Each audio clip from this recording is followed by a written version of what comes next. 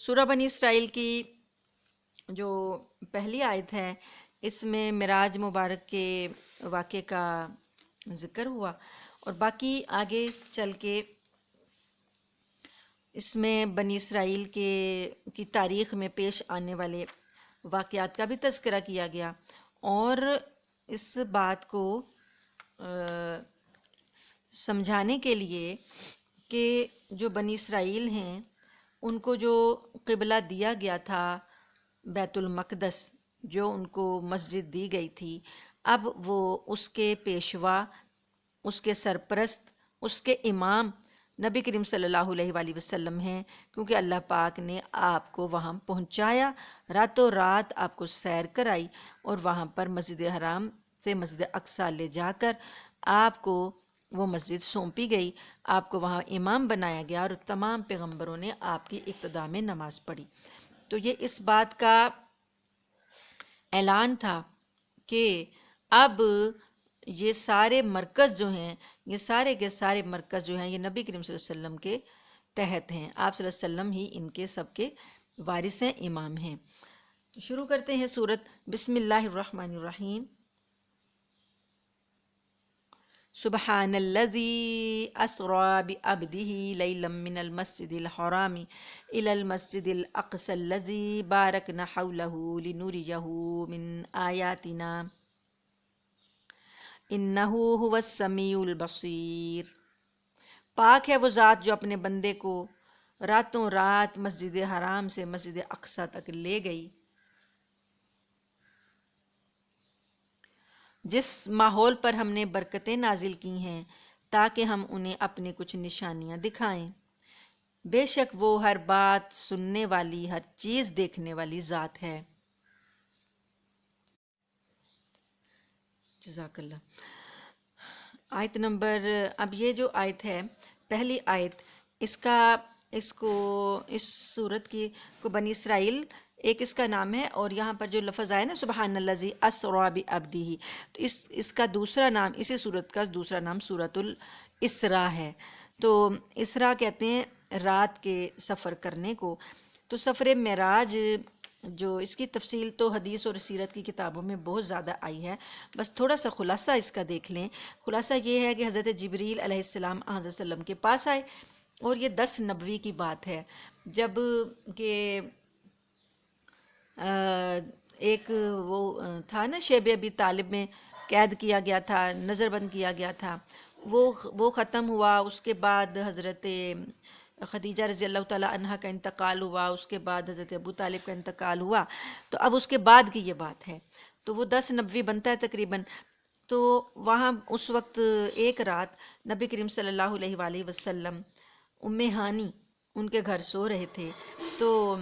وہ آپ جبرائیل علیہ السلام تشریف لائے اور انہیں ایک جانور پر سوار کیا جس کا نام براق تھا۔ وہ انتہائی تیز رفتاری کے ساتھ آپ کو مسجد حرام سے بیت المقدس تک لے گیا۔ تو یہ سفر معراج کا پہلا مرحلہ تھا، اسے اسراء کہا جاتا ہے۔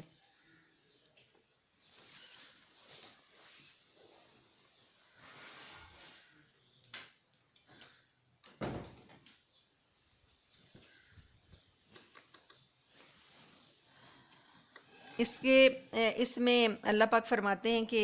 ہم نے وہ جو مسجد اقصیٰ ہے اس ماحول پر ہم نے برکتیں نازل کی ہیں تاکہ ہم انہیں اپنی کچھ نشانیاں دکھلائیں۔ پھر یہاں آپ صلی اللہ علیہ وآلہ وسلم کو تمام پیغمبروں کو حاضر کر دیا گیا، اور جبرائیل علیہ السلام نے آپ کو بتایا جہاں پر ایک چٹان ہے جس سے وہ جہاں پر پہلے انبیاء جو تھے اپنے جانور باندھا کرتے تھے، وہیں پر آپ نے بھی اپنے براق کو باندھا۔ اس کے بعد آپ کی کہا گیا کہ یہاں پر آپ 2 نفل ادا کریں۔ وہ 2 نفل جو تھے امامت آپ صلی اللہ علیہ وسلم نے کرائی، اور تمام انبیاء کو وہاں حاضر کر دیا گیا۔ اس کے بعد جبرائیل علیہ السلام آپ کو 7 آسمانوں پر لے گئے۔ ہر آسمان پر آپ کی ملاقات پچھلے پیغمبروں میں سے کسی پیغمبر سے ہوئی۔ سب سے پہلے جو تھے پہلے آسمان پر حضرت آدم علیہ السلام سے ملاقات ہوئی۔ اس طریقے سے آخری جو 7واں آسمان ہے وہاں پر حضرت ابراہیم علیہ السلام سے ملاقات ہوئی۔ تو اس طریقے سے جب آپ ساتوں آسمان کے بعد جنت کا ایک درخت ہے سدرۃ المنتہا، وہاں تک جب پہنچے تو پھر اللہ تعالیٰ نے آپ سے براہ راست کلام کیا، اور اسی موقع پر اللہ تعالیٰ نے آپ کی امت پر 5 نمازیں فرض کیں، اور پھر رات ہی رات میں جبرائیل علیہ السلام آپ کو واپس مکہ لے کر آئے۔ تو اس آیت میں جو پہلا سفر ہے نا، سفر کا پہلا حصہ اس کا بیان کیا گیا، کیونکہ آگے جو تذکرہ آ رہا ہے اس کا تعلق بنی اسرائیل سے ہے۔ تو بنی اسرائیل جو ہے بیت المقدس کو اپنا قبلہ مانتے تھے، تو اس تذکرہ کرنے کا مقصد یہ ہے کہ اب یہ تمہارے پاس، تمہارے لیے امام جو ہے نبی کریم صلی اللہ علیہ وسلم ہے، اور تم سے یہ چھن چکا اعزاز۔ اب یہ اللہ کی قدرت کی نشانی ہے۔ اس کو بیداری میں، معراج جو ہے بیداری میں، یہ سفر بیداری کی حالت میں ہوا ہے، جسمانی ہوا ہے۔ اگر کوئی یہ کہے، جیسے آج کل کے جو نت نئے اسکالر آ رہے ہیں اور بڑے سائنٹیفک توجیہ کرنے والے آ رہے ہیں، جی یہ روحانی سفر تھا، یہ خواب تھا، اور یہ فزیکلی نہیں تھا، یہ اس کا انکار کرتے ہیں کہ بھی سائنس اس بات کو نہیں مانتی، تو نہ ماننے تمہاری سائنس۔ سائنس سے منوانے کے لیے ہم نے کوئی ٹھیکہ تو نہیں لیا ہوا کہ ہر بات سائنس مانے گی تو ہم مانیں گے، نہیں مانتی تو نہ مانے۔ ہمارا ایمان ہے اللہ تعالیٰ نے جو قرآن میں کہا وہ سچ ہے، اور اللہ پاک کے لیے کچھ بھی مشکل نہیں ہے۔ اللہ پاک آسمانوں سے فرشتے کو نازل کر کے آپ پر فرشتہ وہی آتا ہے اور آپ کو قرآن سنا کے جاتا ہے، تو اللہ تعالیٰ جب آسمان سے فرشتے کو زمین پر بھیجتے ہیں تو زمین والے بندے کو اللہ تعالیٰ زمین والی شخصیت کو آسمان پر بھی لے جا سکتے ہیں، اس میں کیا مشکل بات ہے اللہ کے لیے۔ تو بہرحال یہ ہمارا ایمان ہے کہ یہ فزیکلی ہوا، حالت بیداری میں ہوا۔ اگر کوئی اس کو نہیں مانتا تو وہ منکر ہوگا اس کا سفر معراج کا، اور اس آیت کا منکر ہوگا۔ آیت نمبر 2 دیکھیے، وَآتَيْنَا مُوسَى الْكِتَابَ وَجَعَلْنَاهُ هُدًى لِبَنِي إِسْرَائِيلَ، اور ہم نے موسیٰ کو کتاب دی تھی اور اس کو بنی اسرائیل کے لیے ہدایت کا ذریعہ بنایا تھا۔ اللہ تتخذوا من دونی، کہ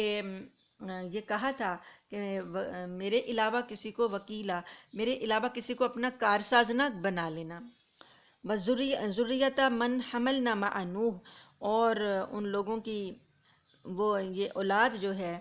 جو کہ نوح علیہ السلام نے اپنے ساتھ کشتی میں جن کو سوار کیا تھا، انہ کان عبدا شکورا، نوح علیہ السلام اللہ کے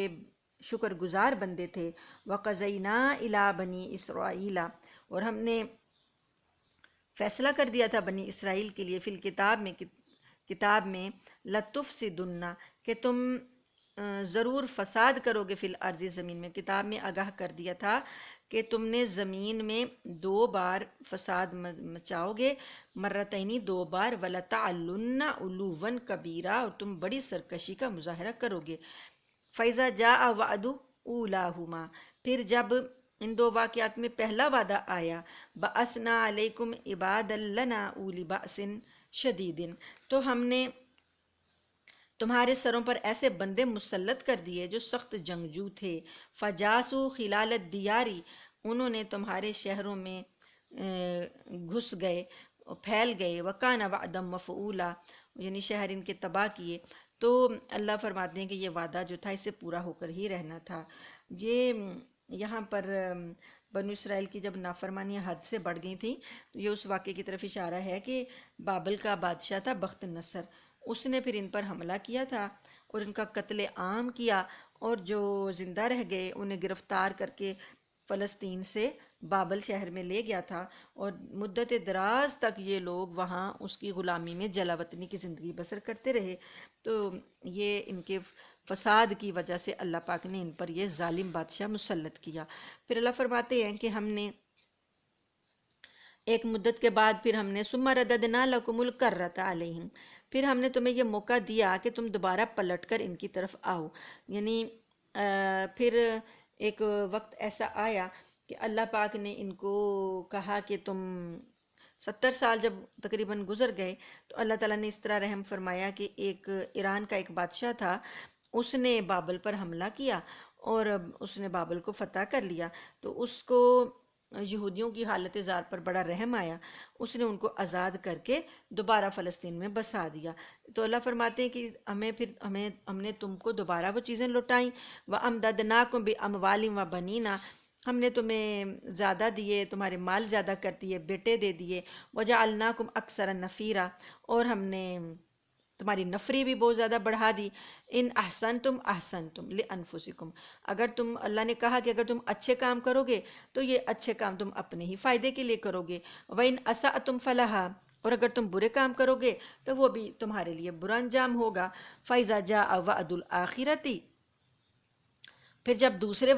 وعدے کی میعاد آئی، یعنی دوبارہ سے تم نے پھر نافرمانیاں کرنی شروع کر دی، تو پھر اللہ نے کہا تھا نا کہ 2 مرتبہ تم نے فساد مچانے،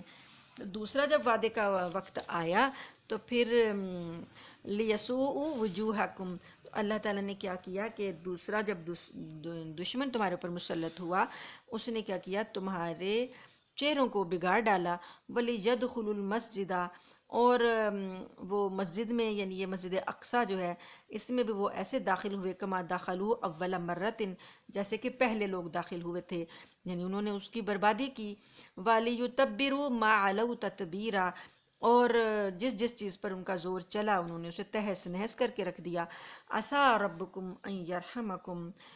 ممکن ہے کہ رب تمہارا دوبارہ تم پر رحم کرے۔ وَإِنْ عُدْتُمْ عُدْنَا، اگر تم پھر وہی کام کرو گے تو ہم بھی وہی کام کریں گے۔ وَجَعَلْنَا جَهَنَّمَ لِلْكَافِرِينَ حَصِيرًا، اور ہم نے تو جہنم کو کافروں کے لیے قید خانہ ہی بنا کے رکھا ہے۔ اب یہ جو دوبارہ جو ان کی سرکشی کی ان کو سزا ملی، یا دوبارہ ان پر جو چڑھائی ہوئی ہے بادشاہوں کی، تو بعض مفسرین نے لکھا ہے کہ ایک دشمن تھا، جو حضرت عیسیٰ علیہ السلام کی تشریف آوری سے کچھ پہلے کی بات ہے، تو ایک بادشاہ تھا، اس کا نام تھا ایپی فائنوس، تو وہ اس نے دوبارہ سے بیت المقدس پر حملہ کیا۔ پھر دوبارہ چونکہ اللہ نے سزا کسی کو کسی ذریعے سے دلوانی ہوتی ہے، تو اللہ پاک نے ان کے دشمنوں کے ذریعے سے ان کو سزا دلوائی، ان کی نافرمانیوں کی، تو اس نے یہودیوں کا قتل عام کیا۔ اور بعض حضرات نے یہ کہا کہ بعض مفسرین کہتے ہیں کہ حضرت عیسیٰ علیہ السلام کو جب اللہ نے آسمانوں پر اٹھا لیا تھا تو اس کے بعد کا یہ واقعہ ہے کہ روم کا ایک بادشاہ تھا، تیتوس اس کا نام تھا، اس نے پھر ان پر حملہ کیا اور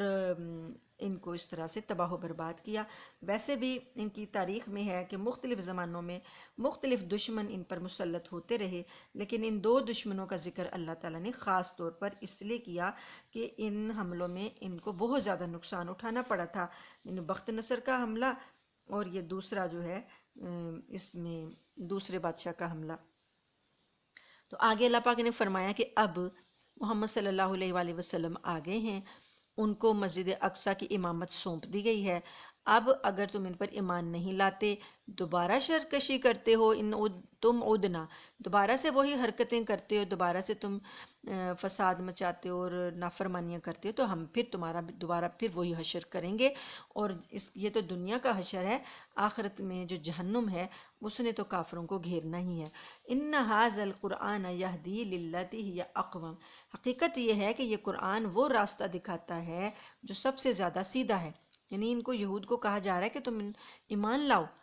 قرآن پر ایمان لاؤ، قرآن ہی ہے جو سیدھا راستہ دکھاتا ہے۔ وَيُبَشِّرُ الْمُؤْمِنِينَ، اور یہ مومنوں کے لیے بشارت ہے، الَّذِينَ يَعْمَلُونَ الصَّالِحَاتِ، وہ لوگ جو نیک اعمال کرتے ہیں، أَنَّ لَهُمْ أَجْرًا كَبِيرًا، کہ ان کے لیے بہت بڑا اجر ہے۔ وَأَنَّ الَّذِينَ لَا يُؤْمِنُونَ بِالْآخِرَةِ، اور بے شک وہ لوگ جو آخرت پر ایمان نہیں لاتے، أَعْتَدْنَا لَهُمْ عَذَابًا أَلِيمًا، ہم نے ان کے لیے بڑا دردناک عذاب تیار کر رکھا ہے۔ وَيَدْعُو الْإِنسَانُ بِالشَّرِّ دُعَاءَهُ بِالْخَيْرِ، اور انسان برائی اس طرح سے مانگتا ہے جیسے اسے بھلائی مانگنی چاہیے، یعنی جلد بازی کرتا ہے برائی مانگنے میں۔ وَكَانَ الْإِنسَانُ عَجُولًا، اور انسان بڑا جلد باز واقع ہوا ہے۔ یہ کون سی برائی کا ذکر ہے کہ نبی کریم صلی اللہ علیہ وسلم کو یہ کافر لوگ یہی کہتے تھے کہ ٹھیک ہے، اپنا جو وعدہ آپ ہمیں دلاتے رہتے ہیں کہ یہ اللہ کا عذاب آئے گا تو وہ لے آؤ وہ وعدہ، تو اللہ فرماتے ہیں کہ ایسے مانگ رہے ہیں کہ جیسے اچھائی اور بھلائی مانگنی چاہیے۔ وَجَعَلْنَا اللَّيْلَ وَالنَّهَارَ آیَتَيْنِ فَمَحَوْنَا آیَةَ اللَّيْلِ، اور ہم نے رات اور دن کو دو نشانیوں کے طور پر پیدا کیا، پھر رات کی نشانی کو تو اندھیری بنا دیا، وجعلنا آیت النہار مبصرۃ، اور ہم نے دن کی نشانی کو روشن کر دیا، لتبتغوا فضلا من ربکم، تاکہ تم اپنے رب کا فضل تلاش کر سکو، یعنی دن میں معاش کے لیے، روزی کے لیے تم فضل تلاش کرو۔ اور ہم نے کیا کر لیا، ہم نے رات کے اندھیروں میں باہر نکلنے کے لیے بنا لیا اور دن کو ہم سوئے رہتے ہیں۔ وَلِتَعْلَمُوا عَدَدَ السِّنِينَ وَالْحِسَابَ، اور تاکہ تم سالوں کی گنتی کرو اور حساب رکھو اپنا، دن اور رات کا آنا جانا، دن اور رات سے مہینے، مہینوں سے سال بنتے ہیں، تو اللہ نے اس لیے یہ سرکل چلایا۔ وَكُلَّ شَيْءٍ فَصَّلْنَاهُ تَفْصِيلًا، اور ہم نے ہر چیز کی تفصیل جو ہے وہ بتا دیا الگ الگ کر کے۔ وَكُلَّ إِنسَانٍ أَلْزَمْنَاهُ طَائِرَهُ فِي عُنُقِهِ، اور ہر شخص کے عمل کا انجام ہم نے اس کے اپنے گلے سے چمٹا دیا ہے۔ انجام کو گلے سے چمٹانے کا مطلب یہ ہے کہ تمام اعمال ہر لمحے لکھے جا رہے ہیں جو اس کے اچھے یا برے انجام کی نشاندہی کرتے ہیں، اور جب قیامت آئے گی تو یہ سارا اعمال نامہ اس کے سامنے کھول کر رکھ دیا جائے گا جسے وہ خود پڑھ سکے گا۔ حضرت قتادہ فرماتے ہیں کہ جو شخص دنیا میں ان پڑھ تھا، قیامت کے دن اسے بھی یہ صلاحیت دی جائے گی کہ وہ اپنا نامہ اعمال خود پڑھ لے۔ کوئی شخص کہہ دے کہ وہ تو پڑھائی لکھائی نہیں تھا تو وہ کیسے پڑھے گا، تو وہ بھی اللہ اس کو صلاحیت دے دے گا۔ ایک شخص جو ہے، اسی طریقے سے ایک امام صاحب مسجد میں اس آیت کا مطلب جب بتا رہے تھے، تو آج کل کے جو اسٹوڈنٹس ہیں جو بالکل ہی ظاہر پرست ہیں، وہ ظاہری بات، ظاہری مفہوم لیتے ہیں، انہوں نے کہا کہ ایک لڑکا کھڑا ہوا، کوئی تھا کسی یونیورسٹی کا، کہنے لگا کہ یہ کیا بات ہوئی کہ ایک انسان اگر 70 سال اور 100 سال اعمال کرتا رہا تو اس کے اعمال لکھے گئے، وہ تو ایک تومار بن گیا ہوگا، ایک تو وہ ڈھیر کے رجسٹر بن گئے ہوں گے، اتنا بڑا نامہ اعمال اس کے گلے میں لٹکایا جائے گا، یہ کیسے ہو سکتا ہے؟ تو وہ امام صاحب بھی کچھ پڑھے لکھے تھے، انہوں نے کہا کہ آپ کے ہاتھ میں جو موبائل ہے یہ کتنا بڑا ہے، اور اس کے اندر جو آپ کی چپ ہے، سم میں چھوٹی سی جو میموری کارڈ ہے وہ کتنا بڑا ہے، اور آپ نے اسے گلے میں لٹکایا ہوا ہے کہ نہیں لٹکایا ہوا، جیب میں ڈالا ہوا ہے کہ نہیں ڈالا ہوا، اس میں آپ کی کتنی میموری ہے، ہزاروں سالوں کی ہسٹری آپ اس میں نکال سکتے ہیں کہ نہیں نکال سکتے؟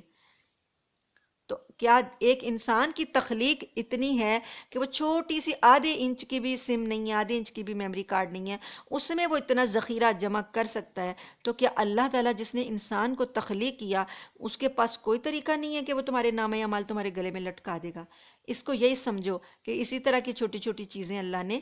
اتنی بڑی چیزوں کو چھوٹی سی چیزوں میں بند کر کے رکھا ہے، اور قیامت والے دن وہ فلم چلائے گا، ساری چیزیں تمہارے سامنے آ جائیں گی۔ جیسے آج تم اپنی LCDs پہ چلا کے ہر چیز دیکھ لیتے ہو، تو وہاں بھی اللہ تعالیٰ چلا دیں گے، اس میں کیا مشکل ہے؟ اور اللہ تعالیٰ کیا کہیں گے؟ وَنُخْرِجُ لَهُ يَوْمَ الْقِيَامَةِ كِتَابًا يَلْقَاهُ مَنْشُورًا، پھر نامہ اعمال کو ایک تحریری شکل میں اس کے سامنے کر دیں گے، اور اللہ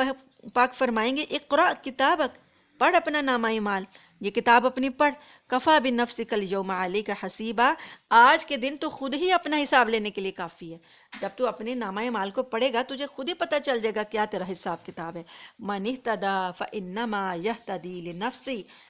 جو کوئی شخص سیدھی راہ پر چلتا ہے تو وہ خود اپنے ہی فائدے کے لیے چلتا ہے، وَمَنْ ضَلَّ فَإِنَّمَا يَضِلُّ عَلَيْهَا، اور جو کوئی گمراہی کا راستہ اختیار کرتا ہے وہ اسی پر اس کا نقصان ہوگا۔ وَلَا تَزِرُ وَازِرَةٌ وِزْرَ أُخْرَى،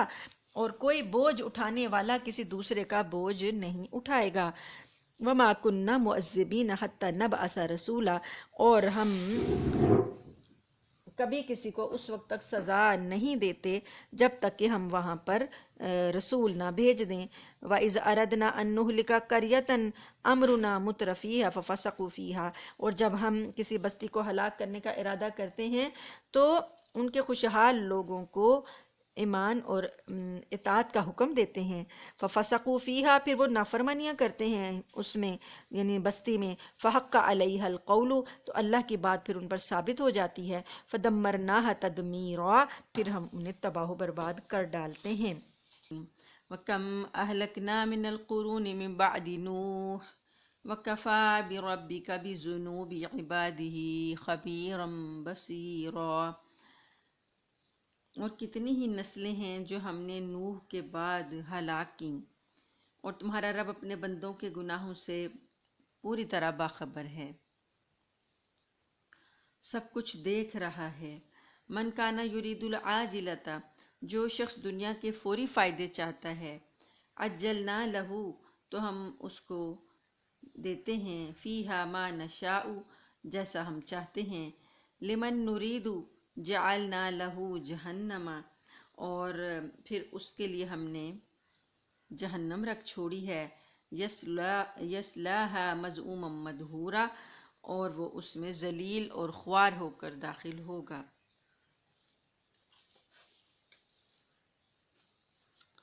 سورہ بنی اسرائیل کا جو شروع تھا، اس میں کل اللہ پاک نے جو بنی اسرائیلیوں کی بتائی بات، اس میں مقصد یہی تھا بتانے کا کہ اب ان سے یہ منصب جو اللہ نے ان کو دیا تھا یہ چھن چکا ہے، امامت ان سے چھن چکی ہے، اور ان سے ویسے ہی ذرا ٹھہریں، ریکارڈنگ سٹاپ ہو گئی ہے۔ اچھا، ذرا مجھے چیک کر لیں۔ اللہ تعالیٰ نے بنی اسرائیل کو یہ بتایا کہ تم اب امام نہیں رہے، اب امام حضرت محمد صلی اللہ علیہ وآلہ وسلم ہیں۔ تو اللہ پاک اب مثالیں دے رہے ہیں کہ جیسا کہ حضرت نوح علیہ السلام کے بعد ان کی قوم کو بھی جو پہلے طوفان میں جو کافر تھے ان کو غرق کیے گئے، پھر ان کے بعد بھی بہت سی نسلیں آئیں، تو جو جو گناہ کرتے تھے تو اللہ تعالیٰ پھر ان کو ان کے گناہوں کے سبب ہلاک کرتا رہا۔ تو جو کوئی شخص یہ دنیا کے فائدے چاہتا ہے تو وہ ہم اس کو دیں گے، لیکن آخر کار اس کو ذلیل و رسوا کر کے جہنم میں داخل کیا جائے گا۔ یعنی کہ اس شخص کا مقصد جو دنیا چاہتا ہے، اس کا مقصد یہ ہے کہ وہ بس دنیاوی فائدے حاصل کرے۔ ومن اراد الآخرۃ، اور جو کہ آخرت کا فائدہ چاہے، وسعی لہا، تو اس کے لیے وہ کوشش بھی کرتا ہو، سعیہا، یعنی جیسے کوشش کرنی چاہیے ویسی کوشش بھی کرتا ہو، وہو مؤمن، اور وہ مومن بھی ہو، فاولئک کان سعیہم مشکورا، تو ایسے لوگوں کی جو کوشش ہے اس کی پوری قدردانی کی جائے گی۔ کلن نمد ہؤلاء وہؤلاء من عطاء ربک، اے پیغمبر صلی اللہ علیہ وآلہ وسلم، جہاں تک آپ کے رب کی عطا کا تعلق ہے تو ہم ان کو بھی نوازتے ہیں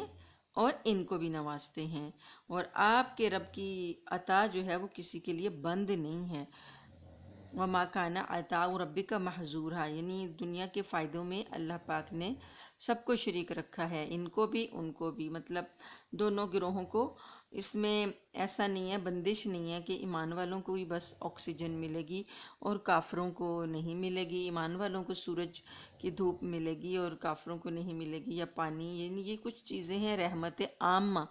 جو رحمت عامہ ہیں ان کا، چونکہ اللہ پاک رحمان ہے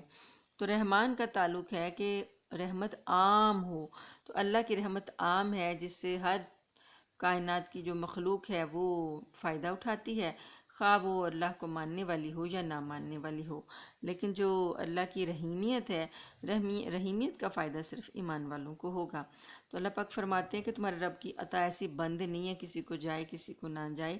ہر ایک کے لیے ہے، لیکن آخرت کے فائدے جو ہیں وہ اللہ پاک صرف مومنین کو دیں گے۔ انظر کیف فضلنا بعضهم علی بعض، دیکھو کہ کیسے ہم نے لوگوں کو ایک دوسرے پر فضیلت دے رکھی ہے۔ وَلَلْآخِرَةُ أَكْبَرُ دَرَجَاتٍ وَأَكْبَرُ تَفْضِيلًا، اور یقین رکھو کہ آخرت درجات کے اعتبار سے بھی بہت بڑی ہے اور فضیلت کے اعتبار سے بھی بہت بڑی ہے۔ لا تجعل مع اللہ الہا آخر، اللہ کے ساتھ کسی اور کو معبود نہ بناؤ، فتقعد مذموما مخذولا، پھر تم قابل ملامت اور بے جار و مددگار ہو کر ورنہ بیٹھ جاؤ گے۔ وَقَضَىٰ رَبُّكَ أَلَّا تَعْبُدُوا، اور فیصلہ کر دیا تمہارے رب نے یہ کہ تم نہیں عبادت کرو گے، الا ایاہ، مگر اسی کی۔ یہ اللہ کے فیصلے ہیں، یہ جو باتیں کچھ ہیں جن کا کہ ایسی باتیں کہ جن کے بارے میں کوئی بھی کمپرومائز نہیں ہے، جن کے بارے میں کوئی بھی دو رائے نہیں ہے، یہ چیزیں جو ہیں اللہ پاک نے ان کو بھی دیں، پچھلی امتوں کو بھی دیں، اور وہ کچھ باتیں جو ہیں ایسی جو ساری کی ساری ان میں بھی تھیں اور ہم میں بھی تھیں، ان میں ہم میں بھی ہیں۔ اور وہ پہلی بات یہ ہے کہ اللہ کا یہ فیصلہ ہے کہ عبادت اس کے سوا کسی کی نہیں کی جائے گی۔ وبالوالدین احسانا، اور والدین کے ساتھ احسان کرو۔ اما یبلغن عندک الکبر احدہما او کلاہما، جب وہ پہنچ جائیں تمہارے پاس بڑھاپے کو، ایک ان دونوں میں سے یا وہ دونوں، یعنی دونوں موجود ہیں یا ایک موجود ہے، فلا تقل لہما اف، تو ان دونوں کو تم نے اف بھی نہیں کہنا، ولا تنہرہما، اور نہ ان کو جھڑکنا، وقل لہما قولا کریما، اور ان دونوں کے ساتھ عزت کے ساتھ بات کرنا، وخفض لہما جناح الذل، اور جھکا دو ان دونوں کے لیے اپنی ذلت والے بازو، من الرحمتی، رحمت سے، وقل، اور کہو، رب ارحمہما کما ربیانی صغیرا، اے ہمارے رب ان دونوں پر رحم فرما جیسا کہ انہوں نے ہمیں بچپن میں پالا تھا۔ 3-4 باتیں اکٹھی بتائی گئیں والدین کے لیے۔ پہلے اپنا اللہ نے حق بتایا، ساتھ ہی والدین کا بتایا۔ تو والدین کا حق اتنا زیادہ ہے کہ اللہ نے اپنی توحید کے ساتھ اس کو ذکر کیا ہے، یعنی انسان کی تخلیق میں جو خالق کا حق ہے وہ سب سے پہلا ہے اللہ تعالیٰ کا، اور بظاہر جو دنیا میں تخلیق کے عمل میں اللہ نے شریک کیا ہوا ہے وہ والدین کو کیا ہوا ہے، تو والدین کا حق بھی اس کے ساتھ ہی بتایا۔ اور 3 باتیں بتائیں، ایک تو یہ کہ ان کو ان کے سامنے اف نہ کرنا، دوسری یہ بات کہ ان کی کسی بات کو جو تمہیں بری لگے یا تمہارے لیے ناپسندیدہ ہو تو انہیں جھڑکنا مت، اور تیسرا یہ بات کہ جب تم ان سے بات کرو گے نہایت عزت کے ساتھ، اکرام کے ساتھ ان کے ساتھ بات کرو گے، یہ تو بات کرنے کے آداب ہیں۔ اور تیسرا آپ کا رویہ کیسا ہو، آپ نے ان سے بات کرنی ہے تو آپ کا انداز کیسا ہو، انداز ایسا ہو کہ جیسے کہ اپنے کندھے جھکائے ہوئے ہوں رحمت کے ساتھ، یعنی اکڑ کے سینہ تان کے نہیں، اپنا سر ادب سے جھکا ہو اور کندھے بھی رحمت والے، یعنی رحمت والے کندھے سے مطلب یہ ہے کہ انداز بڑا شفیق ہو، بہت ہی محبت والا ہو، رحمت والا ہو، اس سے بات کی جائے، اور ایسا ہو کہ آپ کو ان کی بات سن کے ایسا نہ لگے کہ جیسا کہ آپ مارے باندھے عمل کر رہے ہیں یا کہ مجبوراً بیٹھے ہیں، نہیں، آپ کے رویے سے لگے کہ آپ بڑے ان کے ساتھ رحمت کا معاملہ کر رہے ہیں، اور ساتھ میں دعا بھی کرنی ہے، بظاہر رویہ بھی اچھا رکھنا ہے اور دعائیں کرنی ہیں ان کے لیے کہ اے اللہ جس طرح انہوں نے مجھے بچپن میں پالا تھا تو ان کے پر ویسے رحم فرما۔ تو یہ چیز اگر اولادیں کرنا شروع ہو جائیں تو گھروں کے سارے معاملات جو ہیں، گھروں کے سارے جھگڑے جو ہیں وہ ختم ہو جائیں گے۔ ربکم اعلم بما فی نفوسکم، اور اللہ تعالیٰ نے کہا ہے کہ تمہارا رب خوب جانتا ہے کہ تمہارے دل میں کیا ہے۔ ان تکونوا صالحین فإنہ کان للأوابین غفورا، اگر تم نیک ہو تو وہ لوگوں کی خطائیں معاف کرنے والا ہے، کثرت سے جو اس کی طرف رجوع کرتے ہیں ان کی خطائیں معاف کرتا ہے۔ یعنی بشری تقاضوں سے کوئی غلطی ہو جائے، آخر انسان ہے تو بشری تقاضوں سے غلطی ہو جاتی ہے، وہ بندہ نیک لیکن غلطی ہو جائے گی تو اللہ تعالیٰ رجوع کرنے پر اس کو معاف کر دے گا۔ اور یہ بھی ہے کہ ایک تفسیر میں یہ لکھا ہے کہ یہ جناح جو ہے یعنی پروں کو کہتے ہیں، تو اگر کوئی پرندہ آسمان پر اڑ رہا ہو تو جب زخمی ہو جاتا ہے اس کے پر جو ہیں، تو وہ اس کے پر جب زخمی ہو جاتے ہیں تو وہ ڈھیلے چھوڑ دیتا ہے اور نیچے کو جھکا لیتا ہے، تو یہی بات ہے کہ اپنے آپ کو یعنی سپرد کر دیتا ہے، جیسے پروں سے وہ اڑ رہا ہے، وہ پر ہی زخمی ہو گئے ہیں تو وہ اب جو بھی کوئی اس کے سامنے ہوگا اس کو اپنے آپ کو اس کے سپرد کر دے گا، اب وہ اڑ نہیں سکتا تو وہ اپنے پروں کو جھکا کے گر جاتا ہے۔ تو ایسے ہی ہے، اللہ تعالیٰ کو پتہ تھا کہ یہ جو اولاد ہے یہ والدین کو اب بڑے جب وہ یہ بوڑھے ہو جائیں گے تو والدین کو وہ سمجھے گی کہ یہ تو یعنی کچھ اضافی بوجھ ہے ہم پر، اور اولڈ ایج ہوم میں داخل کروائے گی۔ تو اللہ کو پتہ تھا کہ لوگوں کی نفسیات کیا ہے۔ انسان کی نفسیات میں یہ بات ہے کہ جو چیز جب تک فائدہ دیتی رہتی ہے تب تک وہ اس کی طرف توجہ رکھتا ہے، اور جب کوئی چیز فائدہ نہیں دیتی تو وہ اسے بیکار سمجھ کر سائڈ پہ ڈال دیتا ہے۔ تو یہی بات ہے کہ جب ایک چھوٹا بچہ ہوتا ہے، وہ بچہ چھوٹا والدین کو کیا فائدہ دے رہا ہے؟ وہ 24 گھنٹے کی بے آرامی ہے، وہ گندگی بھی پھیلاتا ہے، 24 گھنٹے والدین کو بے آرام رکھتا ہے، لیکن والدین اس کے تمام باتوں کو نظر انداز کرتے ہوئے محبت اور شفقت کا برتاؤ کر کر کے اس کو بڑا کرتے ہیں، اور اس پر اپنا مال خرچ کرتے ہیں، اور اس کو بالکل بھی اس بات سے ان کو غرض نہیں ہوتی کہ یہ بچے کا ہمیں ریٹرن کیا ملے گا۔ پیدا ہوتے بچے سے کوئی ریٹرن نہیں سوچنے لگ جاتا کہ اس بچے سے ہمیں کیا فائدہ ملے گا۔ والدین کو کوئی غرض نہیں ہوتی کہ یہ بچہ ہمارے کتنے پیسے لگوا رہا ہے، اس کے علاج پر کتنا خرچہ آ رہا ہے، اور اس کی تعلیم پر کتنا خرچہ آ رہا ہے۔ وہ کیے جاتے ہیں بغیر کسی صلے کی تمنا کیے، لیکن جب وہ والدین بوڑھے ہو جاتے ہیں اور بچے بڑے ہو جاتے ہیں، پھر بچوں کو اپنا نفع نقصان نظر آنے لگتا ہے، ان کو اپنی ضروریات نظر آنے لگتی ہیں، ان کو اپنے فوائد نظر آنے لگتے ہیں، اور انہیں لگتا ہے کہ یہ ایک والدین جو ہیں ایک اضافی بوجھ ہیں، کہ ان کی ذمہ داریاں اٹھائیں گے تو ہم ترقی نہیں کر سکیں گے، ان کی ذمہ داریاں اٹھائیں گے تو ہم باہر نہیں جا سکیں گے، ان کی ذمہ داریاں اٹھائیں گے تو ہمارے بچوں کی تعلیم ادھوری رہ جائے گی۔ یہ باتیں سوچتے ہوئے والدین کو سمجھتے ہیں کہ ان سے دامن چھڑایا جائے۔ تو اللہ کو پتہ تھا انسان کی نفسیات کا کہ جب والدین ان کو کچھ دے نہیں پائیں گے تو یہ اولادیں ایسا ہی کریں گی، تو اللہ پاک نے بڑی تفصیل سے سارا کچھ بتایا کہ تم نے ایسا رویہ رکھنا ہے اور ایسے بات کرنی ہے اور ایسے ان کے ساتھ دعا کرنی ہے، اور اللہ جو تمہارے دلوں میں ہے اسے خوب جانتا ہے۔ اس کے بعد وَآتِ ذِی الْقُرْبَىٰ حَقَّهُ وَالْمِسْكِينَ وَابْنَ السَّبِيلِ، اور رشتہ دار کو اس کا حق دو، اور مسکین کو اور مسافر کو اس کا حق دو، وَلَا تُبَذِّرْ تَبْذِيرًا، اور اپنے مال کو فضول کاموں میں مت اڑاؤ۔ یہ جو تبذیر ہے جس کو ہم فضول خرچی کہتے ہیں،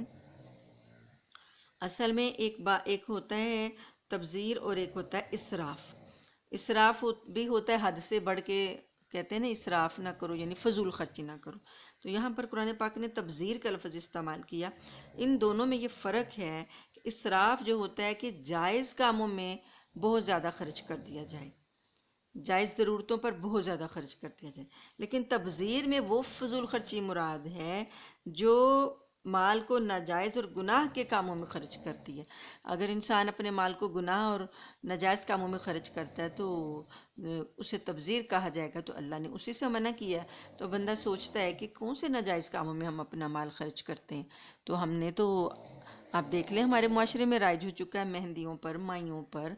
باراتوں پر اور ڈھولکیوں پر اور یہ کلوں پر اور چالیسووں پر، کون سالگرہوں پر، کون سی جگہ ہم نے نہیں بنا لی جہاں پر اپنے مال نہیں خرچ کرتے، بیہودہ اور لغو کاموں میں خرچ کرتے ہیں۔ تو اللہ پاک نے منع کیا، ان المبذرین کانوا اخوان الشیاطین، بے شک یہ جو مبذرین ہیں، ایسے فضول خرچ بیہودہ کاموں میں مال اڑانے والے، شیطان کے بھائی ہیں۔ وَكَانَ الشَّيْطَانُ لِرَبِّهِ كَفُورًا، اور شیطان تو اپنے رب کا بڑا ناشکرا ہے،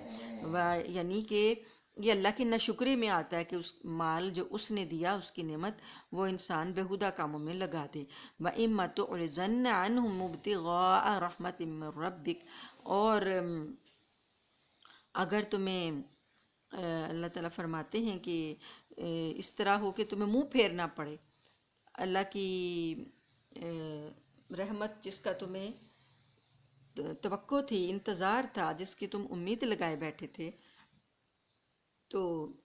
اس سے منہ پھیرنا پڑے، یعنی کہ یہ جو اوپر حق بتائے نا رشتہ داروں کے، مسکینوں کے، مسافروں کے، کہ یہ حق جو ہیں تم ادا نہیں کر پا رہے، اور تمہیں اللہ کی رحمت کی امید ہے کہ تمہارے حالات اچھے ہوں گے، تم یہ حق ادا کر لو گے، تو پھر ان حق والوں سے فَقُلْ لَهُمْ قَوْلٌ مَيْسُورًا، آسانی والی، نرمی والی بات کر لیا کرو۔ وَلَا تَجْعَلْ يَدَكَ مَغْلُولَةً، اور اتنے کنجوس نہ بنو کہ اپنے ہاتھ کو مغلولتاً الی عنقک، اپنی گردن سے باندھ لو، ولا تبسطها کل البسط، اور اس نہ اتنا ہی کھلا چھوڑ دو اس کو کہ فضول ہی کھلا چھوڑ دو، فتقعد ملوما محسورا، کہ تم ایسے بیٹھ رہو کہ جیسے قابل ملامت اور قلاش ہو کر، یعنی محتاج ہو کر بیٹھ جاؤ، پہلے اتنا خرچ کر لو بعد میں محتاج ہو جاؤ۔ ان ربک یبسط الرزق لمن یشاء ویقدر، حقیقت یہ ہے کہ تمہارا رب جس کے لیے چاہتا ہے رزق کو وسیع بھی کرتا ہے، اور جس کے لیے چاہتا ہے رزق تنگ بھی کرتا ہے۔ انہ کان بعبادہ خبیرا بصیرا، بے شک وہ اپنے بندوں کے اعمال سے باخبر بھی ہے، ان کو دیکھتا بھی ہے۔ ولا تقتلوا اولادکم خشیۃ املاق، اور اپنی اولاد کو مفلسی کے ڈر سے قتل نہ کرو، نحن نرزقہم و ایاکم، ہم ان کو بھی رزق دیتے ہیں اور تم کو بھی، ان قتلہم کان خطأ کبیرہ، ان کی بے شک ان کا قتل یعنی اولاد کا قتل بہت بڑا گناہ ہے۔ مفلسی کے ڈر سے قتل کرنے کا جو جاہلیت کا رواج تھا وہ اب بھی ہمارے ہاں بھی ہے، تو بس نعرہ بدل گیا اور اس کے جو سلوگن ہے وہ بدل گئے، اور باقی قتل کرنے کے انداز بدل گئے، لیکن قتل جو ہے اولاد کو یہاں بھی کیا جاتا ہے، اور یہ ڈھکی چھپی بات نہیں ہے، سب کے کہنے میں یہی آتا ہے کہ 2 بچے تو خوشحال گھرانہ، آبادی کم ہوگی تو وسائل بڑھیں گے، آبادی زیادہ ہوگی تو وسائل کم ہو جائیں گے، ملک جو ہے اس پر بوجھ ہوگا، ملک کی معیشت جو ہے وہ ٹھپ ہو جائے گی، یہ ہے وہ ہے۔ تو یہ بڑے خوشنما نعرے ہیں، ایسے ہی ہے جیسے شوگر کوٹڈ گولیاں ہوتی ہیں، اندر کڑوی دوائی ہوتی ہے لیکن اوپر سے شوگر لگا دی جاتی ہے تاکہ وہ نگلنے میں آسانی ہو۔ یہ چیزیں ہیں، بیماریوں کے جو ہیں گھر وہ بنا دیے گئے، خواتین کو ان چکروں میں الجھا کے ان کی صحتیں برباد کر دی گئیں، اور ایک اور ہتھ کنڈا جو اب استعمال کیا جا رہا ہے وہ یہ کہ جو بھی بچہ پیدا ہو، وہ جو ماں ہے، عورت جو ہے، اس کو نارمل ڈلیوری کی بجائے اس کو سیزر کر دیا جائے، اس کا آپریشن کر کے کاٹ دیا جائے، تاکہ آئندہ کے لیے مزید پیچیدگیاں پیدا ہوں، صحتیں خراب ہوں اور ان کی چاندی ہو جائے، اور آگے سے نسلیں جو ہیں وہ تھوڑی ہوں۔ تو یہ چیزیں ساری ہتھ کنڈے ہیں جن کو کہ نہ ہم نے سمجھا، نہ ہماری حکومت نے سمجھا، اور ہم سب کو قربانی کا بکرا بنایا جا رہا ہے، اور کوئی بھی بولتا نہیں۔ ولا تقربوا الزنا انہ کان فاحشہ، اور زنا کے قریب مت جاؤ، بے شک وہ بڑی بے حیائی ہے، وساء سبیلا، وہ بہت بری راستہ ہے، برا راستہ ہے۔ ولا تقتلوا النفس التي حرم اللہ الا بالحق، اور کسی جان کو قتل مت کرو جس کو اللہ نے حرام ٹھہرایا ہے مگر حق کے ساتھ۔ حق کیا ہے؟ یعنی تمام جانیں جو ہیں وہ محترم ہیں، سب جانوں کا احترام ہے۔ حق یہ ہے، حق کے ساتھ قتل کرنا یہ ہے کہ جیسے کسی نے کسی کو قتل کر دیا تو اب بدلے میں قصاص میں اسے قتل کیا جائے گا، یہاں قتل کرنے کی اجازت ہے کہ یہ قصاص اس سے لیا جائے گا، یا پھر جو ہے وہ اس کا ولی معاف کر دے تو اور بات ہے، لیکن مظلومانہ قتل کے طور پر اسے قتل کیا جائے گا، یا پھر کسی نے کوئی ایسا کام کیا جس سے کی سزا جو ہے وہ قتل ہے، زنا کیا تو زنا کی سزا بھی رجم ہے کہ پتھر مار کر مارنا، تو جو سزائیں ہیں ان میں اس کی وہ ہوگی نافذ تو ٹھیک ہے، ورنہ کسی جان کو قتل کرنا جائز نہیں۔ ومن قتل مظلوما، اور جس کو مظلوم قتل کر دیا گیا یعنی بغیر کسی وجہ کے قتل کر دیا گیا، فقد جعلنا لولیہ سلطانا فلا یسرف فی القتل، تو ہم نے اس کے ولی کے لیے دلیل بنائی ہے پس وہ قتل میں اسراف نہ کرے، یعنی جو وارث ہے، مقتول کا جو وارث ہے، اس کو اللہ نے اختیار دیا ہے کہ وہ قتل کا بدلہ لے سکتا ہے، لیکن اللہ نے کہا اس میں اسراف نہ کرے، حد سے نہ بڑھے۔ حد سے یہ بڑھنا ہے کہ قصاص بھی لے لے، خون بہا دیت بھی لے لے اور بعد میں قتل بھی کر دے، یا یہ کہ ایک آدمی قتل کیا گیا تو بدلے میں 2 کروائے جائیں، یہ حد سے نہیں بڑھنا۔ انہ کان منصورا، بے شک جو ولی ہے، جو وارث ہوتا ہے، اللہ تعالیٰ نے اس کی مدد فرمائی ہے۔ ولا تقربوا مال الیتیم الا باللتی ہی احسن، اور یتیم کے مال کے پاس بھی مت پھٹکو، قریب بھی نہ جاؤ، کھانا تو دور کی بات ہے قریب بھی نہ جاؤ، مگر یہ کہ جو اس طریقے سے جو اس کے لیے اچھا ہو، حتیٰ یبلغ اشدہ ہو، یہاں تک کہ وہ اپنی جوانی کو پہنچ جائے، یعنی کوئی ایسا نو عمر بچہ یا لڑکا ہے جس کا مال وہ یتیم ہے اور اس کا مال ہمارے پاس ہے، تو اس کے مال کو ہم بالکل بھی استعمال نہیں کریں گے، لیکن صرف ایک صورت ہے کہ اچھے انداز میں کسی کاروبار وغیرہ میں لگانا ہو، اور یا اس کی حفاظت کے لیے کوئی ہم نے ایسا طریقہ اختیار کیا کہ اس کی حفاظت میں بھی خرچ آ رہا ہے، تو وہاں پر اس کا مال خرچ کیا جا سکتا ہے، لیکن اللہ پاک فرماتے ہیں تب تک جب تک کہ وہ اپنی جوانی کو نہ پہنچ جائے۔ وَأَوْفُوا بِالْعَهْدِ إِنَّ الْعَهْدَ كَانَ مَسْئُولًا، اور عہدوں کی پابندی کرو، بے شک عہد کے بارے میں پوچھا جائے گا، جو کسی نے کسی سے وعدہ لیا ہے اس کے بارے میں سوال ہوگا۔ وَأَوْفُوا الْكَيْلَ إِذَا كِلْتُمْ وَزِنُوا بِالْقِسْطَاسِ الْمُسْتَقِيمِ، اور ناپ اور تول کو پورا ناپو اور صحیح ترازو سے تولا کرو۔ ناپ الگ ہے، تول الگ ہے۔ ناپ ہے کہ ہم جو زمین کو ناپتے ہیں، کپڑے کو ناپتے ہیں، تول یہ ہے کہ جو ہم وزن بھر کے دیتے ہیں۔ تو دونوں میں اللہ پاک نے کہا سیدھے رکھو، ترازو پورے رکھو اور کمی نہ کرو۔ ذالک خیر و احسن تأویلا، یہ بہت بہتر ہے اور انجام کے لحاظ سے بھی بہتر ہے۔ ولا تقف ما لیس لک بہ علم، اور ایسی چیز کے پیچھے مت لگو جس کا تم کو علم نہیں۔ ان السمع والبصر والفؤاد کل اولئک کان عنہ مسئولا، بے شک سماعت، کان، آنکھ اور دل، یعنی یہ اعضاء جو انسان کے استعمال ہو رہے ہیں، آنکھوں سے جو کچھ وہ دیکھ رہا ہے، کانوں سے جو کچھ وہ سن رہا ہے، دل میں جو کچھ وہ سوچ رہا ہے، ان سب کی باز پرس ہونی ہے، ان سب سے سوال جواب ہونے ہیں۔ ولا تمشی فی الارض مرحا، اور زمین پر اکڑ کر مت چلو۔ قرآن پاک میں آتا ہے کہ انسان کے لیے اللہ پاک نے جو CID مقرر کی ہے، اس میں اس کے اپنے اعضاء بھی ہیں۔ قیامت میں جب انسان اپنا جٹلا دے گا نا کہ میں نے تو یہ گناہ کیا ہی نہیں تھے، تو زبان سے بولے گا نا، تو اللہ تعالیٰ نے سورۃ یاسین میں فرمایا ہے کہ اللہ پاک زبان کو بند کر دیں گے، مہر لگا دیں گے، اسے کہیں گے اب تو چپ کر، اور پھر اعضاء سے گواہی لیں گے۔ تو اعضاء میں کان، آنکھ، ہر چیز بولیں گے کہ اس نے ہمارے سے کان، آج تو جو آپ سنوا رہے ہیں وہ سن رہے ہیں، تو کل کا وہ گواہی دیں گے کہ ہمیں جو ہے ہم تو مجبور تھے، اس نے ہم سے یہ سنوایا، اس نے ہم سے گناہوں کی یہ چیزیں ہمیں دکھائیں۔ تو یہ ساری چیزیں جو ہیں کل کو حساب میں اللہ کے آگے سچا سچا بول دیں گی، اور انسان جو ہے وہ بے بس ہو کر رہ جائے گا۔ تو اللہ پاک نے یہ جتنے بھی گناہوں کے کام ہیں، ان گناہوں کے کاموں میں ایک کام انسان کا تکبر بھی ہے۔ تکبر کے بارے میں بتایا وَلَا تَمْشِ فِي الْأَرْضِ مَرَحًا، زمین پر اکڑ کر مت چلو۔ اِنَّكَ لَن تَخْرِقَ الْأَرْضَ، بے شک تم زمین کو ہرگز پھاڑ نہیں سکتے۔ وَلَن تَبْلُغَ الْجِبَالَ طُولًا، اور تم پہاڑوں کی بلندیوں تک نہیں پہنچ سکتے۔ یعنی اکڑ کس بات کی ہے؟ کیا قدم تمہارے جو زمین پر لگتے ہیں تو کیا زمین پھٹ جاتی ہے؟ تمہیں اتنا اختیار نہیں دیا گیا کہ تم اتنے قدم مارو زمین پر اکڑ کر کے زمین پھٹ جائے؟ جب تمہارا اختیار کوئی نہیں، اپنی طاقت تو دیکھو، طاقت کتنی ہے تمہارے ہاتھ میں کہ تم پہاڑ کی بلندی تک تو پہنچ نہیں سکتے۔ تو تکبر کس بات کا ہے؟ یہ زمین جس اللہ کی ہے اس کے بتائے ہوئے طریقے کے مطابق چلو۔ کل ذالک کان سیئہ عند ربک مکروہا، یہ ساری برائیاں جن کا اوپر ذکر کیا گیا تمہارے رب کے نزدیک نہایت ناپسندیدہ ہیں۔ ذالک مما اوحی الیک ربک من الحکمت، یہ اس چیز سے وحی کی گئی ہے جو تمہارے رب نے تمہاری طرف نازل کی ہے حکمت سے۔ ولا تجعل مع اللہ الہا آخر، اور اللہ کے سوا کسی اور کو معبود مت بنانا۔ فتلقی فی جہنم ملوما مدحورا، ورنہ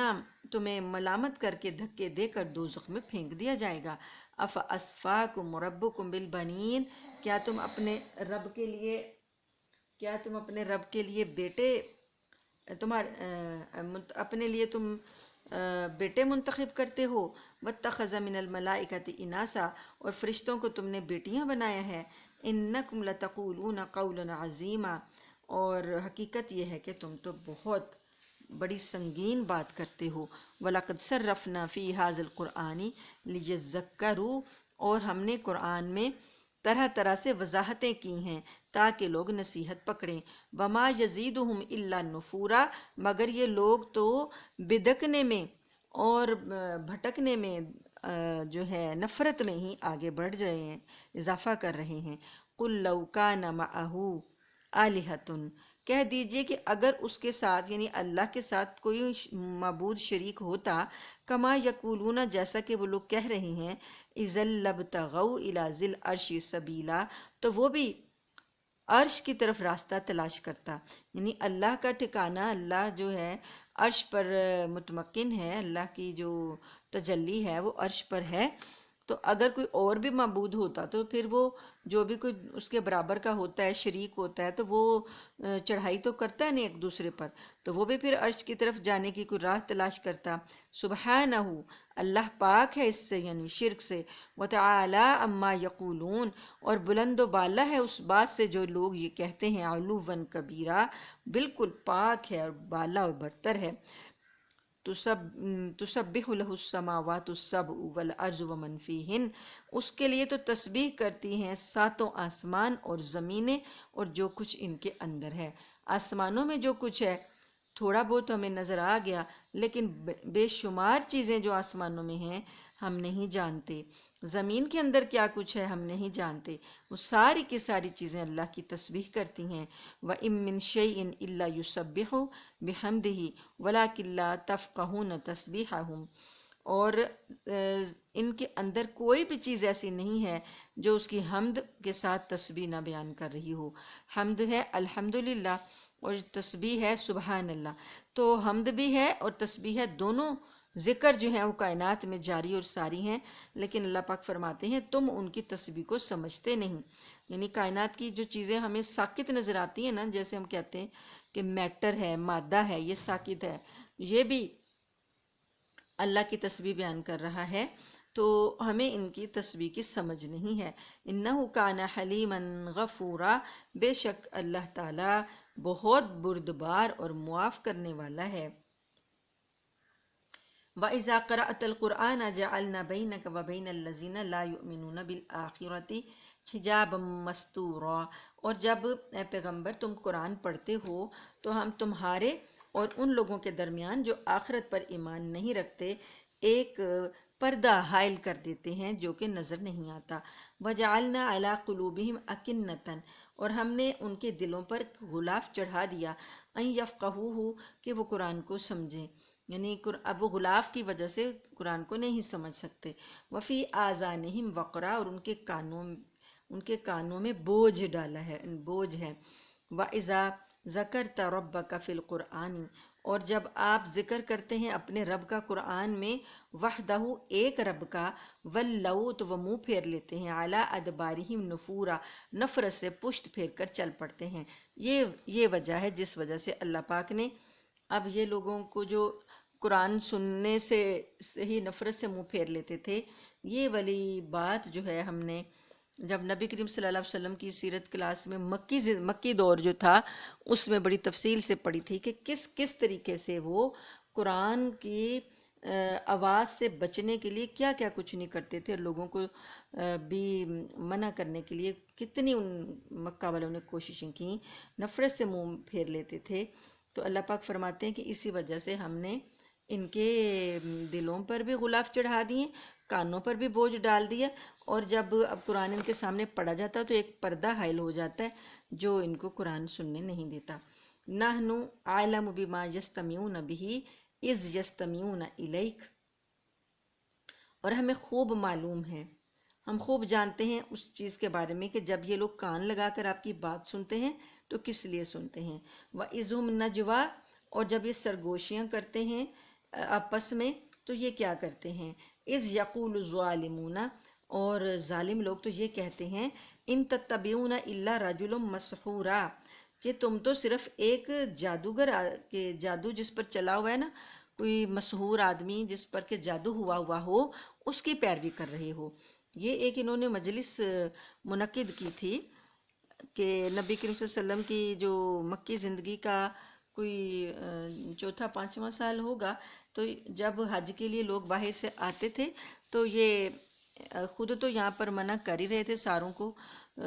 کسی نہ کسی طریقے سے روک رہے تھے، کسی کو تکلیف دے کر، کسی کو ظلم کر کے، اور مکہ کے لیے لوگ آیا کرتے تھے حج کے لیے۔ تو ان لوگوں نے یہ مل کے، جو بڑے بڑے تھے نا، کافر امیہ بن خلف، ابو جہل، ابو لہب اور نضر بن حارث، یہ اس طرح کے جو بڑے تھے نا انہوں نے ایک میٹنگ کی دارالندوا میں، اور انہوں نے کہا کہ اب جب حج کا زمانہ آئے گا تو لوگ آئیں گے تو محمد صلی اللہ علیہ وآلہ وسلم ان کو اپنی طرف بلانے کے لیے قرآن کی دعوت دیں گے، تو اب لوگوں کو منع کیسے کرنا ہے، ایک طریقہ سوچو۔ تو اللہ فرماتے ہیں کہ یہ ایک مجلس کر رہے ہیں، سرگوشیاں کر رہے ہیں، تو کس لیے کر رہے ہیں ہمیں سارا پتہ ہے۔ اور انہوں نے سوچا کہ تجویزیں پیش کرو کہ تم لوگ جو باہر سے آئیں گے ان کو کیا کہنا ہے، محمد صلی اللہ علیہ وسلم کے بارے میں ان کو کیا کہنا ہے۔ ایک بات سب کی ہونی چاہیے، یہ نہ ہو کہ کوئی کچھ کہے کوئی کچھ کہے تو لوگ تو کہیں گے ان کا تو آپس میں اختلاف ہے۔ تو سارے لوگ جو تجویزیں پیش کر رہے تھے، تو کسی نے کہا کہ یہ کاہن ہیں، کسی نے کہا کہ نجومی ہیں، کسی نے کہا کہ ان پر جادو ہوا ہے، کسی نے کہا یہ خود جادوگر ہیں، مجنوں ہیں، فلاں ہیں فلاں ہیں۔ ایک بات پہ انہوں نے اتفاق کیا کہ ہم کہیں گے کہ یہ جادوگر ہیں۔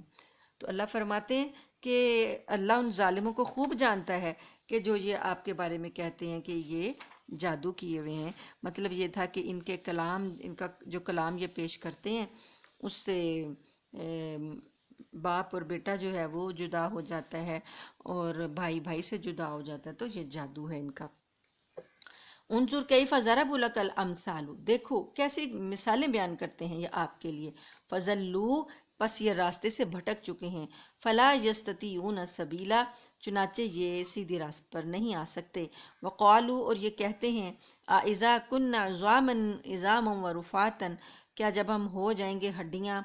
چورا چورا ہو جائیں گی، انا لمبعوثون خلقا جدیدا، تو کیا ہم اس وقت دوبارہ تخلیق کیے جائیں گے، ہمیں نئی تخلیق دی جائے گی۔ قل، کہہ دیجئے، کونوا حجارتا او حدیدا، اللہ فرماتے ہیں یہ تو تم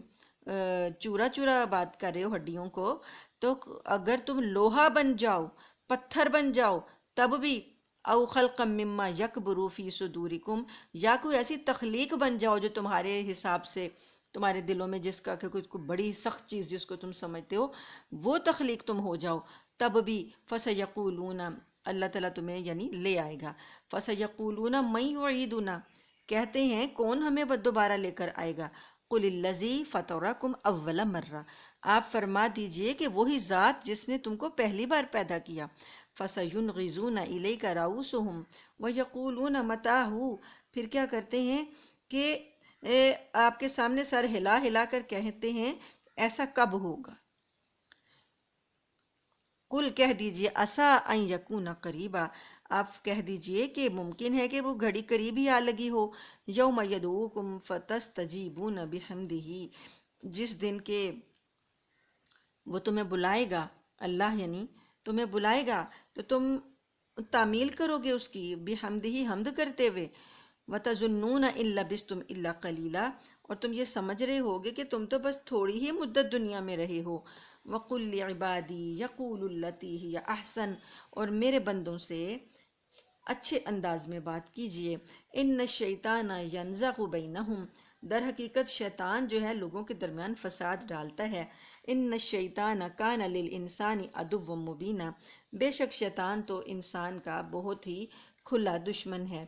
ربکم اعلم بکم، تمہارا رب تم کو خوب جانتا ہے۔ ان یشاء یرحمکم، اگر وہ چاہے گا تو تم پر رحمت کرے گا۔ او ان یشاء یعذبکم، اور اگر وہ چاہے گا تو تم کو عذاب دے گا۔ وما ارسلناک علیہم وکیلا، اور ہم نے آپ کو ان کے اوپر ذمہ دار بنا کر نہیں بھیجا، وکیل بنا کر نہیں بھیجا۔ وَرَبُّكَ أَعْلَمُ بِمَنْ فِي السَّمَاوَاتِ وَالْأَرْضِ، اور آپ کا رب خوب جانتا ہے کہ آسمانوں میں کیا ہے اور زمین میں کیا ہے۔ وَلَقَدْ فَضَّلْنَا بَعْضَ النَّبِيِّينَ عَلَى بَعْضٍ، اور ہم نے بعض نبیوں کو بعض پر فضیلت دی، یعنی انبیاء جو ہیں وہ بھی ایک دوسرے پر فضیلت رکھتے ہیں۔ تو وَآتَيْنَا دَاوُودَ زَبُورًا، اور ہم نے داؤد علیہ السلام کو زبور عطا کی۔ قل ادعوا الذین زعمتم، کہہ دیجئے کہ جن لوگوں کو تم نے من دونہ ہی اپنے خیال میں معبود بنا رکھا ہے نا، اس کو چھوڑ کر، اللہ کو چھوڑ کر، فلا یملکون کشف الضر، تو وہ تکلیف یا تنگی کو ہٹانے کا کوئی اختیار نہیں رکھتے، عنکم تم سے، ولا تحویلا، اور نہ اسے تبدیل کر سکیں گے۔ یعنی جب تمہارے اوپر عذاب آئے گا تو پھر یہ جو شریک ہیں تمہارے، یہ کوئی اختیار نہیں رکھیں گے کہ تمہارے سے تنگی کو دور کر دیں۔ اولئک الذین یدعون یبتغون الی ربہم الوسیلۃ ایہم اقرب، یہ جن لوگوں کو یہ پکارتے ہیں یعنی اللہ کو چھوڑ کر جن کو تم نے اپنا بنایا ہوا ہے کارساز، تو جن کو تم پکارتے ہو وہ تو خود اپنے پروردگار کی طرف پہنچنے کا وسیلہ تلاش کرتے ہیں۔ ایہم اقرب، وہ دیکھتے ہیں کہ اللہ کے ہاں قرب کیسے حاصل کیا جائے۔ وَيَرْجُونَ رَحْمَتَهُ، وہ اللہ کی رحمت کے امیدوار ہیں۔ وَيَخَافُونَ عَذَابَهُ، اور اس کے عذاب سے ڈرتے ہیں۔ یعنی جو کافر لوگ جو ہیں وہ فرشتوں کو، جنات کو، جو مشرکین عرب جو تھے خدائی کا درجہ دے کے بیٹھے ہوئے تھے، تو اللہ نے فرمایا کہ جن فرشتوں کو اور بزرگوں کو اور جنات کو تم نے بنایا ہوا ہے خدائی میں شریک، وہ تو خود ڈھونڈ رہے ہیں کہ وسیلہ ملے کہ وہ اللہ کے قریب ہو جائیں، یعنی وہ تو اللہ کے عذاب سے خود ڈر رہے ہیں، اور وہ